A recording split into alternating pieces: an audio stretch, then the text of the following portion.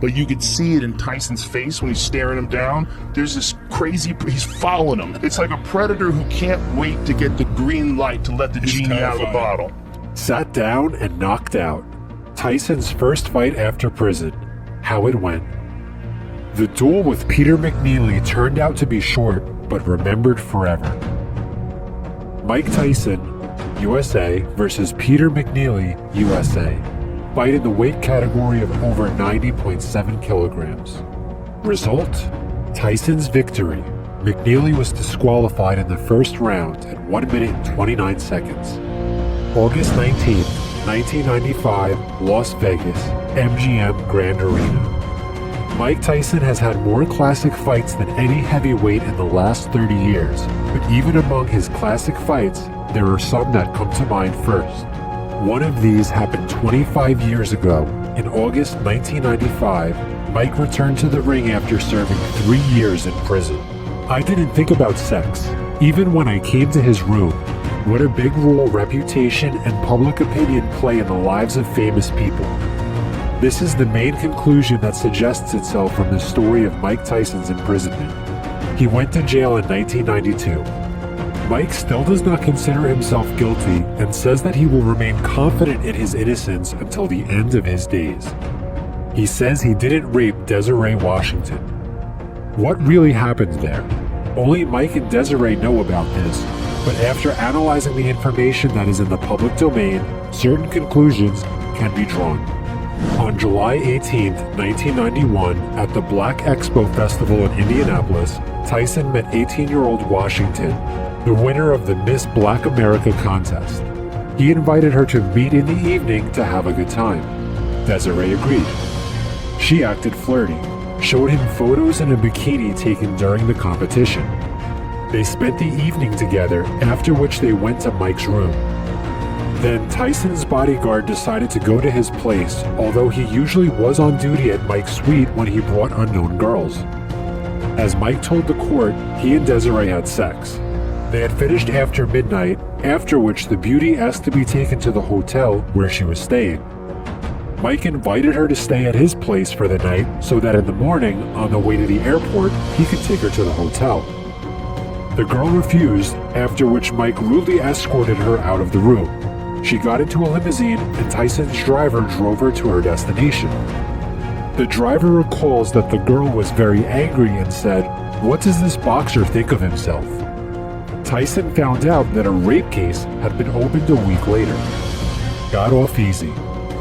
Desiree stated in court that there was no coquetry, that Mike used physical force to achieve sexual contact, that she screamed and ran away from him in tears. No one had heard the screams, but to be fair, this would have taken place at nighttime. There were no bruises on the girl. Tyson's limousine driver also did not confirm. During interrogation in court, Desiree answered no to the question of whether she was expecting sex when she voluntarily came to Tyson's room. Nevertheless, Tyson outright lost the process. His lawyers failed to provide the necessary evidence, and public opinion was completely on the side of the girl. His reputation played against the boxer. Mike had problems with the law throughout his life. As a teenager, he was repeatedly brought into the police department for various different offenses. Judge Patricia Gifford was known as the Hangman for her toughness and intransigence. On a combination of charges, which included such articles as perverted criminal acts and retention by force, Tyson was threatened with up to 60 years in prison, but he got off with 6 years, of which he only served 3. Cash fight. Not surprisingly, the return of Mike Tyson to the ring was awaited with particular interest. What will Iron Mike show after 4 years of inactivity? What was the state of his boxing reflexes? What if they didn't exist at all? Everyone asked these questions. It was impossible to lose to Mike, so a suitable opponent was needed, and Don King found it. Mike's opponent was 26-year-old Peter McNeeley, nicknamed the Hurricane. He was ranked 7th in the WBA rankings. He had a decent record, 36-1 with 30 knockouts, but he never fought anyone at the level of even Tyson's sparring partners. His record was inflated by fights with mediocre opponents. McNeeley's last 5 opponents before the Mike fight were 14-68, 15-41, 0-8, 16-7, and 18-21. A majority of Hurricane's opponents were also of the same caliber. A few months before the fight with Tyson, he was not in any ratings, but suddenly, unexpectedly, he was on the 7th line. It's all King's work. Before the fight, Mike's chances of winning were estimated at 96 to 97%. The fight sold so well that it was one of the top 5 most watched pay-per-views ever at the time. In total, 1.6 million pay-per-views were sold, worth $180 million. There was no such interest in Tyson's fights even in his best years before prison. The hype was also helped by a hilarious press conference in which McNeeley read a poem from a piece of paper about how to kick Tyson's ass. And if you haven't bought a pay-per-view, then do it before it's too late. McNeeley from Medfield, Mass. On Saturday night, watch me kick Tyson's ass. But if you haven't made your pay-per-view arrangements yet, make them soon. Because remember what happens when I wrap you in my cocoon. Mike, on the other hand, went to the microphone for a few seconds and said that he was grateful to God that he was standing here again and ready to fight. Hello, I bear witness there's only one God, and Prophet Muhammad, may peace be unto him, is the prophet of God. I'm just happy to be here. Everybody's made their statements. Mr. McNeeley had a cute statement. I'm just ready to fight. Thank you, everyone, for your support. Thank you. The fight itself lasted only a minute and a half. McNeeley ran to Tyson as soon as the starting gong rang, but quickly ran into a left hook in the head and was knocked down. Hurricane pretended not to notice the referee's score and ran at Mike again. For a while, the boxers hacked at the ropes, but soon Tyson's punches again found McNeeley's jaw and he again crashed onto the floor.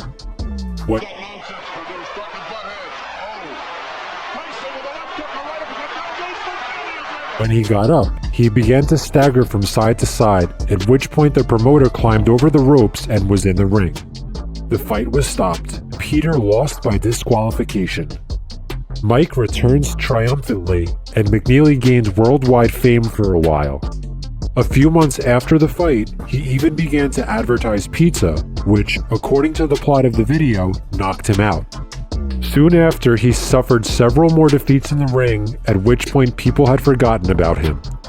And if they did remember, then it was only in the context of that very fight with Tyson.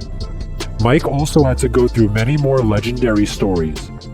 In his future were 2 fights with Holyfield and a bitten earlobe, deprivation and restoration of a boxing license, new problems with the law, fines, and a suspended sentence for drug possession, as well as starring in films and appearing in creative evenings around the world. Tyson still remains in sight, leading an interesting podcast on YouTube. Mike Tyson's training program. Legendary champion Mike Tyson broke into the elite world of boxing at the age of 20. The Magic Boy scattered opponents around the ring like an angry tiger. The boxer managed to climb to Olympus due to his unbending character and a special training system. The training plan of Iron Mike was available to experts who carefully studied the training of the star. How did Mike Tyson train? Tyson's anthropometric data is not a benchmark for martial arts. In the history of battles in the ring, there were also more naturally gifted fighters. A special training helped the Magic Boy to develop his strengths. The authorship of the technique is attributed to boxing guru Cus D'Amato. He insisted that the future champion synchronize his time with the schedule and always know when to go to train. Daily routine. The first thing Cus D'Amato relied on was careful adherence to the daily regimen. The coach forced Tyson to live according to the following schedule. 4 a.m. Rise, jogging 7 to 8 kilometers, shower, and sleep again. 10:20. Wake up, eat a light breakfast. 12 o'clock. Work in the gym with sparring partners under the close supervision of D'Amato's assistant, Kevin Rooney. 10 fights in the format of 2 rounds of 2.5 minutes. Maximum emphasis on punches. 13:30. Strength exercises. Pumping the press 200 approaches. press on the uneven bars, shrugs, and classic push-ups. 15-20. Work with paws, a punching bag, a jump rope, a shadow fight. 1700. Repetition of the power block exercises. 1930. Dinner, rest. 2010. Cardio training on an exercise bike. 2200. Tactical exercises. Study of video recordings of confrontations in the ring. Analysis of future opponents. 2245. Sleep. The coaching staff of Iron Mike paid special attention to the intellectual training of the athlete. The motto system includes an extensive list of literature, scientific and popular, that Mike had to read. Sports experts have calculated the approximate number of exercise that the champion performs per day. The results of the Magic Boy are quite impressive. 2100 squats, 500 sets of bench press on the uneven bars, 1900 abs exercises, 550 shrugs. Working with a pair. D'Amato insisted that Tyson use a variety of pairs in the hall in size and weight. To work out the waist after the impact, a teardrop-shaped projectile filled with sand was used. The famous fast slopes of the Iron Mike were the result of regular work with the drop. His manner of fighting became revolutionary, and world boxing carefully studied his techniques. To practice the blow, the champion switched to a 140 kilogram pair. The essence of the exercise is in the constant attacks of the pair, which is in motion with different amplitude. Shock system. D'Amato is rightfully considered a unique coach who has developed a strike system for his ward that is as easy as possible to remember. The coach assigned a number to each type of opponent's attack. For example, the right cross was denoted by the number 1, the left jab 2, and so on. Tyson memorized combinations of numbers and worked in the ring like a robot, repeating a series of blows over and over again. The coaching staff of Iron Mike prepared special punching bags for the boxer on which the affected area was indicated by a number. The champion brought this system to automatism. This helped him maintain clarity of thought during the hottest battles in the ring. Updated Tyson workouts. A riotous lifestyle and disregard for the law brought the champion to the prison gates. After serving his time, Iron Mike did not fall into depression, but began to bring his body into shape. With the help of a team of personal trainers, Tyson has developed an updated training system. The trainers took into account the age of the boxer and the absence of normal physical activity for many years. Starting with the warm-up, body turns, slopes, and jumping on toes. Next up is the power complex. Push-ups from the floor, 3 sets of 20 times, then stretch for 10 to 15 minutes. Work with the blow and in the ring. Paw, 3 rounds of 2 minutes. Shadow fight, 4 rounds of 1.5 minutes each. Sparring, from 3 to 10 rounds. And working with pairs. Performing this set of trainings, Mike quickly improved his physical condition and regained his former power. Video footage of Tyson's training in the gym. Iron Mike was a real machine for unwinding the opponent in the ring. The basis for victories was the character of the champion and the strict implementation of the training system. Well, friends, that's the end. Subscribe to the channel and expect new original videos every Thursday. Before meeting.